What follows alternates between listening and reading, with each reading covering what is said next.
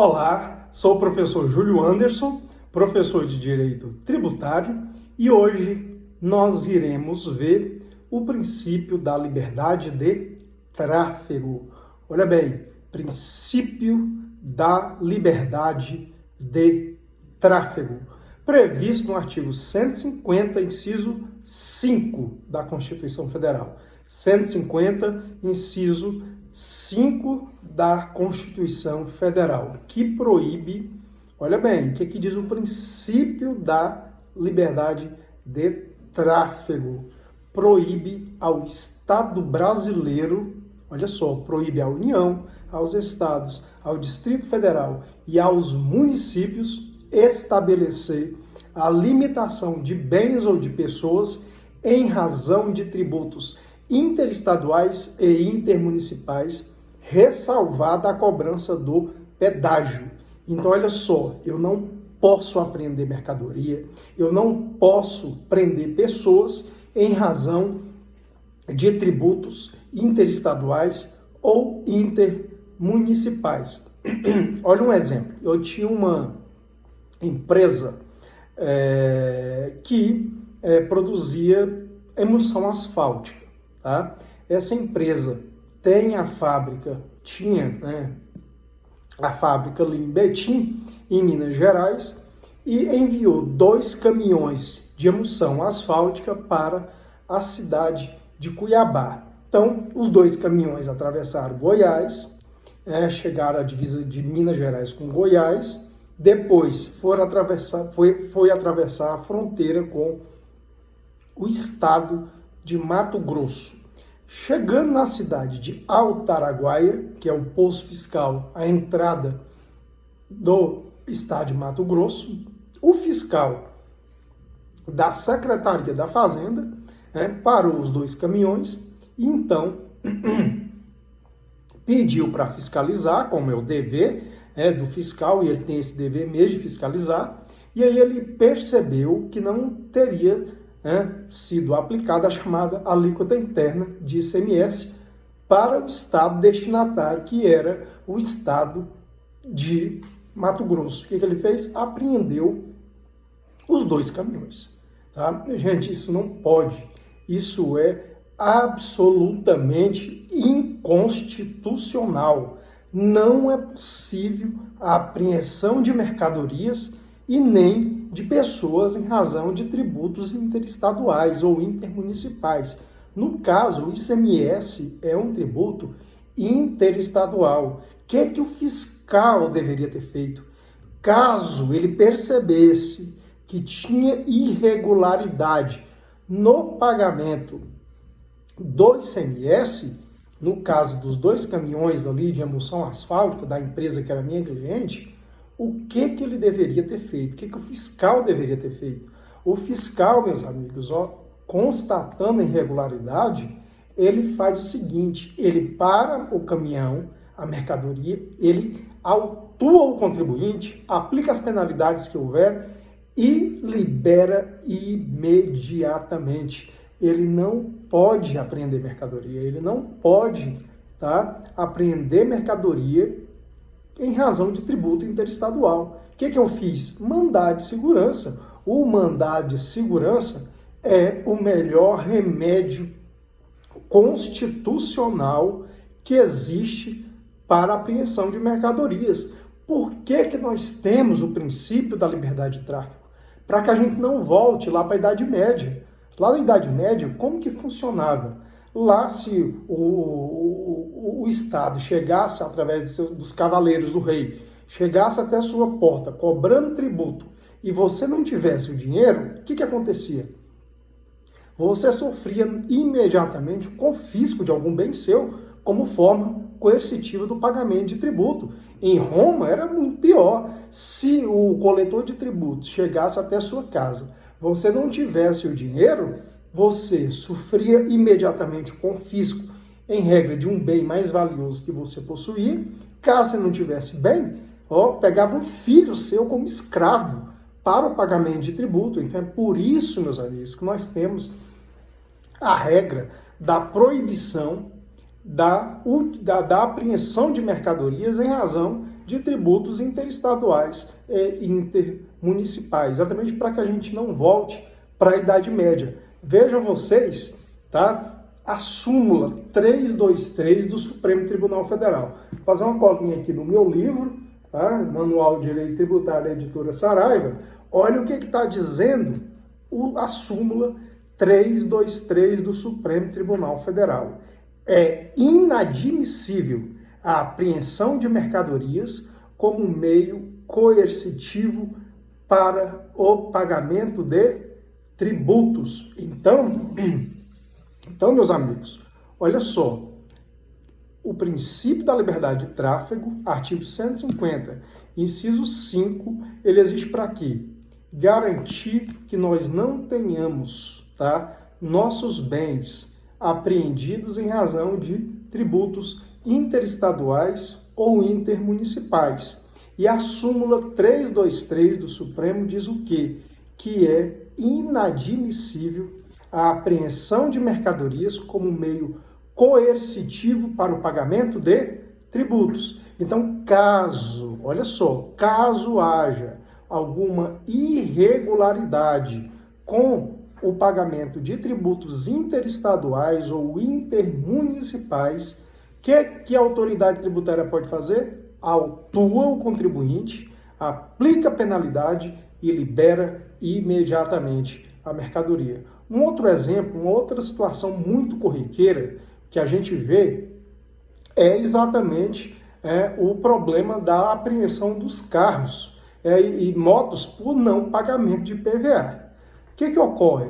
Aqui a gente está vendo, de fato, uma flagrante violação a essa garantia individual. Lembrem vocês que princípio tributário, como o princípio da liberdade de tráfego, é uma garantia individual que nos protege individualmente contra o abuso do Estado. Exatamente para a gente não viver aquela situação da Idade Média, é que nós temos hoje esse princípio, o princípio da liberdade de tráfego, que proíbe estabelecer limitação ao tráfego de pessoas e de bens em razão de tributos interestaduais e intermunicipais.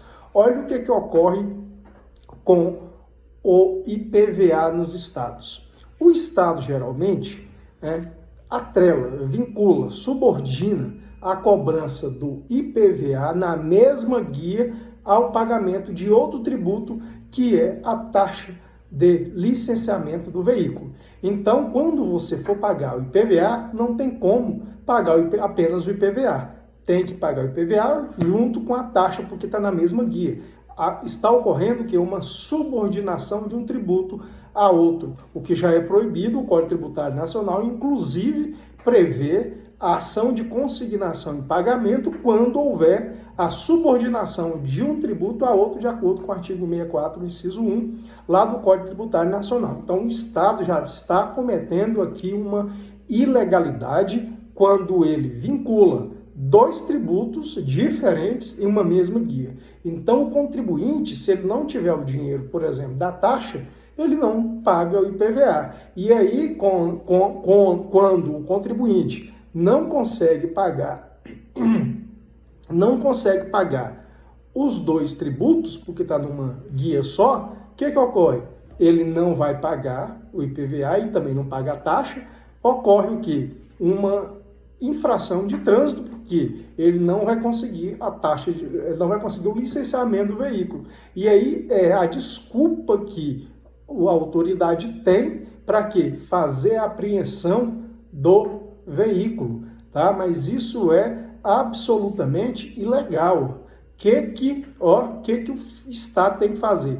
Tem que cobrar o tributo? O IPVA tem. O IPVA tem que ser pago. Só que, meus amigos, tem que ser pago observando garantias individuais. A gente não combate o mal causando o outro. A gente tem que cobrar o tributo ele é fundamental, mas ele tem que ser cobrado de acordo com a lei, de acordo com a Constituição. Não, como eu estou falando, não se combate o mal causando o outro. Eu não posso permitir que, a despeito da arrecadação, eu rasgue a Constituição Federal. A Constituição é muito clara. Olha só, não é permitido estabelecer limitação ao tráfico de pessoas e de bens em razão de tributos interestaduais. O IPVA é um tributo interestadual. A taxa de licenciamento é um tributo interestadual que você paga para a Secretaria. Como que a Secretaria da Fazenda do Estado tem que fazer? Tem que cobrar? Tem que cobrar em duas guias diferentes. Então, o contribuinte paga o IPVA em uma guia e a taxa em outra. Caso, mas assim ele vai aumentar a sonegação. Ora, o Estado, o crédito tributário, tem privilégios. Se o contribuinte não pagar, o que o Estado tem que fazer? Pega o nome do contribuinte, inscreve em dívida ativa, depois promove a execução fiscal, que é o meio correto de cobrança de todo e qualquer tributo. Então não se pode, meus amigos, cobrar o IPVA ferindo garantias individuais, ferindo princípio constitucional, tá? Então, o tributo não pode sofrer, tá? O produto, perdão, não pode sofrer a limitação no seu tráfego em razão de tributos interestaduais e intermunicipais. Agora, se for em relação a pedágio, tá?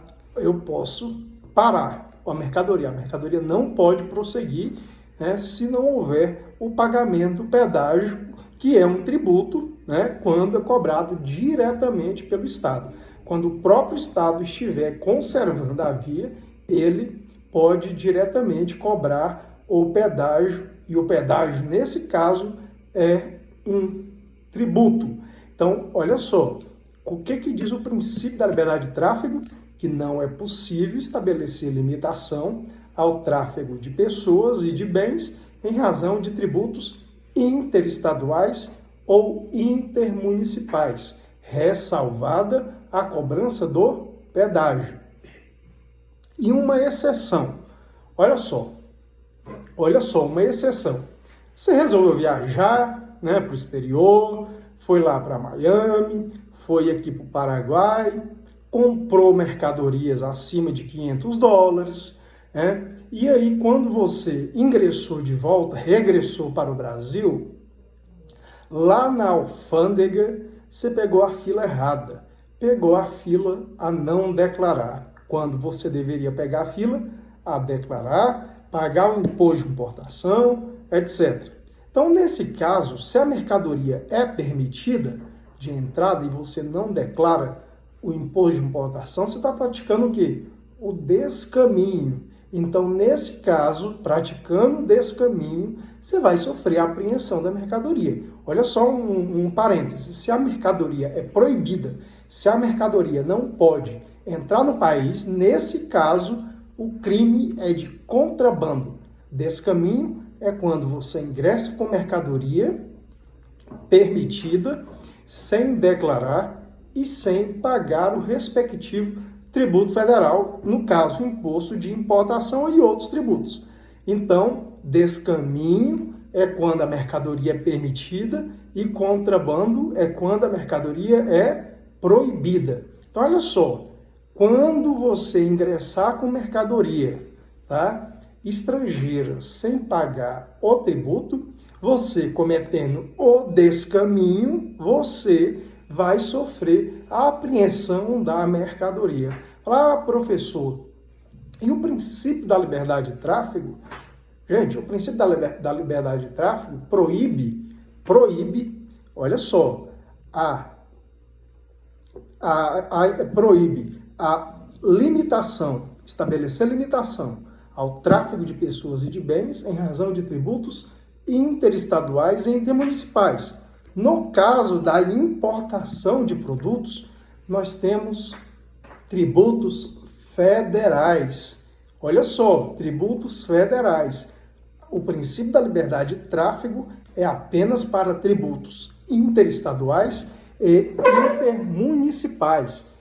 Não existe o princípio da liberdade de tráfego para tributos federais. Então é por isso que, vejam vocês, na importação, caso você não declare a mercadoria quando você comprar acima da cota da isenção, é por isso que você vai sofrer a apreensão da mercadoria, porque não se aplica o princípio da liberdade de tráfego para tributos federais. Então, o princípio não se aplica aos tributos federais, como é o exemplo do imposto de importação. Então, a sua mercadoria vai ser apreendida e a Receita Federal vai fazer o quê?